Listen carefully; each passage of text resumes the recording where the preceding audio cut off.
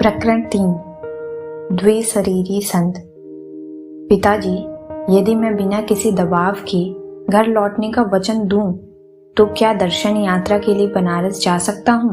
मेरे यात्रा प्रेम में पिताजी शायद ही कभी बाधा बनते थे। मेरे किशोरावस्था में भी अनेक शहरों और तीर्थ स्थलों की यात्रा करने की अनुमति वे मुझे दे देते थे। साधारणतया मेरे साथ मेरे एक या अधिक मित्र होते। पिताजी द्वारा प्रदत्त प्रथम श्रेणी के पासों पर हम लोग आराम पूर्वक यात्रा करते। हमारे परिवार के खानाबदोश लोगों के लिए पिताजी का रेलवे अधिकारी का पद पूर्णतः संतोषप्रद था। पिताजी ने मेरे अनुरोध पर यथोचित विचार करने का वचन दिया। दूसरे दिन मुझे अपने पास बुलाकर उन्होंने बरेली से बनारस आने जाने का एक पास, 1 रुपये के कुछ नोट और 2 पत्र देते हुए कहा, मुझे बनारस के अपने मित्र केदारनाथ बाबू को एक कार्य के विषय में कुछ प्रस्ताव भेजना है। दुर्भाग्यवश उनके पते का कागज मैंने कहीं खो दिया है, परंतु मुझे विश्वास है कि हम दोनों के मित्र स्वामी प्रणवानंद की सहायता से तुम यह पत्र उन तक पहुंचा सकोगे। स्वामी जी मेरे गुरु भाई हैं। उन्होंने अति उन्नत आध्यात्मिक अवस्था प्राप्त कर ली है। उनके संग से तुम्हें भी लाभ होगा। यह दूसरा पत्र उन्हें तुम्हारा परिचय देगा। साथ में यह कहते हुए पिताजी की आंखें चमक उठी। याद रखो, अब फिर कभी घर से नहीं भागना, समझे?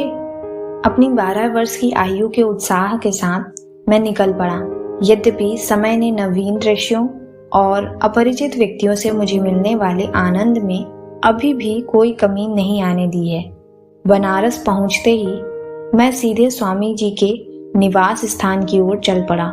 सामने का द्वार खुला था। मैं दूसरी मंजिल पर स्थित एक लंबे हॉल नुमा कमरे में जा पहुंचा।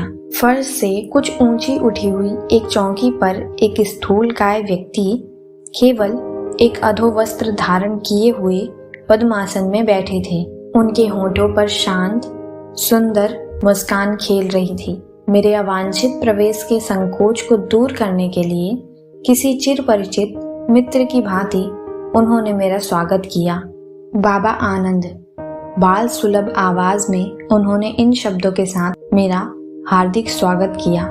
मैंने घुटने टेक कर उनका चरण स्पर्श किया। क्या आप ही स्वामी प्रणवानंद जी हैं? उन्होंने हाँ में सिर हिलाया।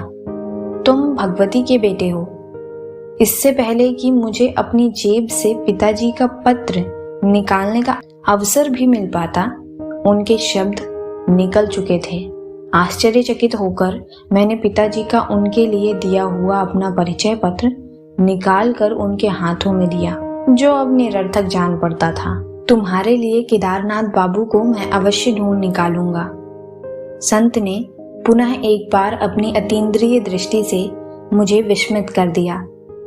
तत्पश्चात उन्होंने पत्र पर एक दृष्टि डाली और मेरे पिताजी के संबंध में उन्होंने कुछ स्नेह भरे उद्गार व्यक्त किए।